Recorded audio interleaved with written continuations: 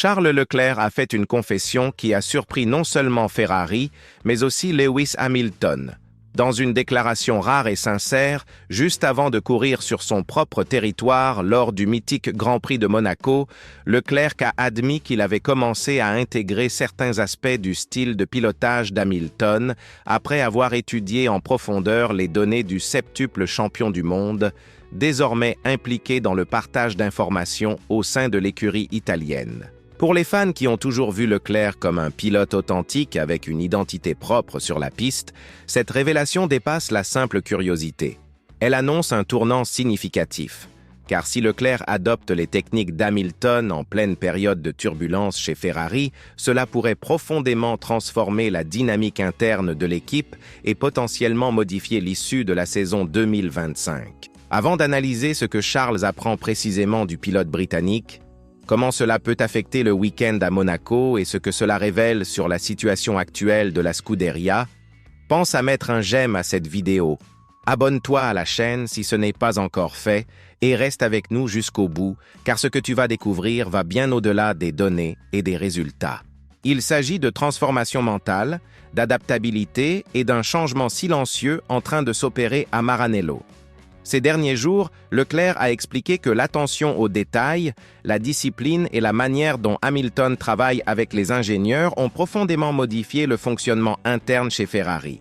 Selon le Monégasque, Hamilton n'est pas seulement rapide. Il reste sur le circuit jusqu'au dernier moment, assiste à toutes les réunions techniques avec une concentration totale, remet en question les décisions et analyse chaque aspect de sa performance avec une précision presque scientifique. Ce niveau d'implication a impressionné Charles. Bien que selon lui, les deux pilotes aient un style relativement similaire, il a reconnu avoir commencé à adopter certaines habitudes typiques d'Hamilton lors de moments clés en course. L'une de ces habitudes est la façon dont Hamilton gère la sortie des virages lents, modulant l'accélérateur pour maximiser l'adhérence sans surchauffer les pneus. C'est justement un point faible de la Ferrari de cette année, notamment sur des circuits bosselés ou à faible adhérence comme Miami, Bakou et bien sûr Monaco. Les mots exacts de Leclerc étaient que Hamilton est extrêmement talentueux et qu'il possède un style de pilotage très particulier qu'il utilise lui aussi parfois lorsque c'est ce qui convient le mieux. Cette déclaration a du poids. Quand le pilote formé à domicile commence à s'inspirer d'un nouvel arrivant, c'est un signal fort que des changements profonds sont en cours dans les coulisses. Voyons maintenant comment cela pourrait influencer le Grand Prix de ce week-end. Monaco n'est pas une course comme les autres. C'est l'un des circuits les plus uniques, prestigieux et exigeants du calendrier.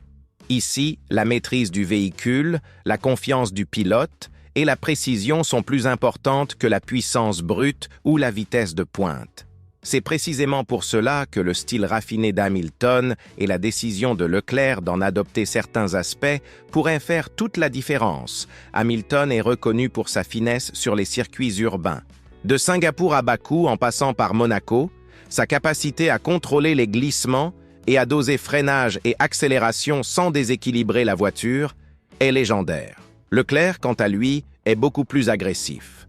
Il est réputé pour ses performances en qualification, où il extrait chaque millième de seconde de sa monoplace, mais cette même agressivité l'a parfois conduit à commettre des erreurs coûteuses et à une dégradation excessive des pneus en course.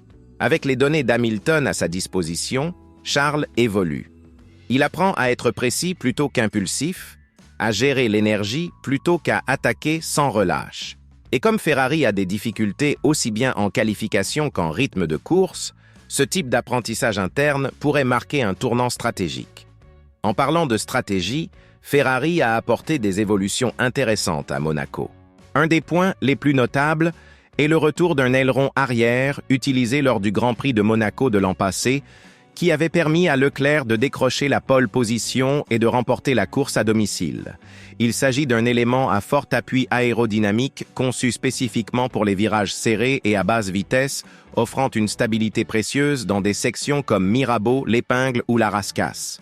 Ce n'est pas seulement un clin d'œil au passé, mais une décision technique bien calculée pour corriger des problèmes de comportement qui affectent la voiture depuis le début de la saison.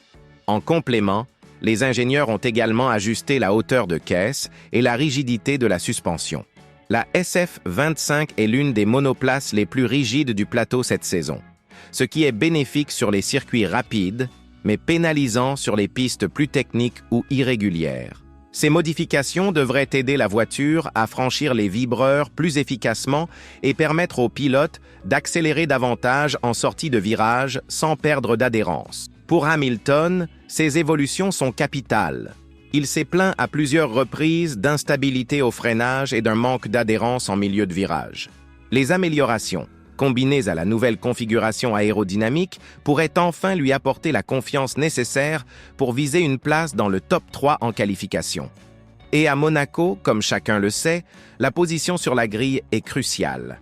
Analysons maintenant la dynamique actuelle entre les deux pilotes. Hamilton arrive à Monaco fort de son meilleur résultat avec Ferrari jusqu'à présent, après être remonté de la 12e à la 4e place à Imola. Il a effectué des dépassements décisifs, parfaitement géré ses pneus et communiqué de manière calme et déterminée à la radio.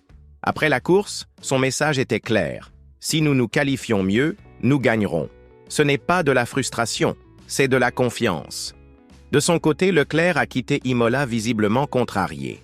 Une mauvaise stratégie l'a privé de la fenêtre idéale pour s'arrêter au stand, et sa célèbre phrase à la radio disant qu'il s'en fichait a renforcé l'impression qu'il perdait foi en les décisions de l'équipe. Quelques jours plus tard, il reconnaît publiquement que l'approche d'Hamilton l'aide à affiner son propre style de conduite. C'est une rare démonstration d'humilité, et peut-être le premier signe que Charles évolue d'un rôle de cœur émotionnel de Ferrari vers une force plus analytique et adaptable au sein du garage. Si tu apprécies cette analyse détaillée de la nouvelle dynamique entre Hamilton et Leclerc et que tu veux plus de contenu de ce type, laisse un like, active la cloche et abonne-toi.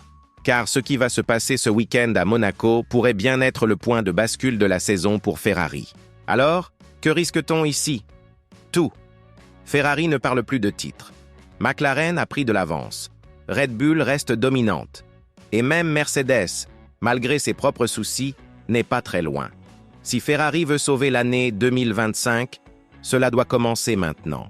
Cela signifie extraire chaque millième de seconde de la SF25 en qualification, en stratégie et en exécution par les pilotes. Le fait que Leclerc s'inspire d'Hamilton peut sembler anodin sur le papier, mais dans une équipe aussi politique, émotionnelle et historiquement chaotique que Ferrari, ce petit ajustement peut être l'étincelle qui unit enfin deux des pilotes les plus rapides de la grille autour d'un objectif commun.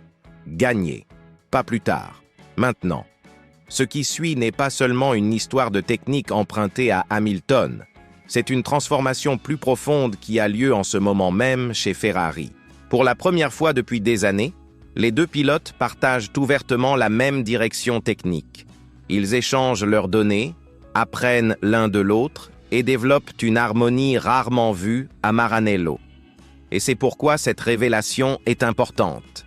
Car Leclerc, le héros local connu pour sa vitesse brute et son émotion, allie désormais cette intensité à la précision calculée d'un septuple champion du monde. Et Hamilton, s'adaptant à une voiture qui n'a pas été conçue pour lui, transforme peu à peu cette machine en quelque chose de fiable et compétitif.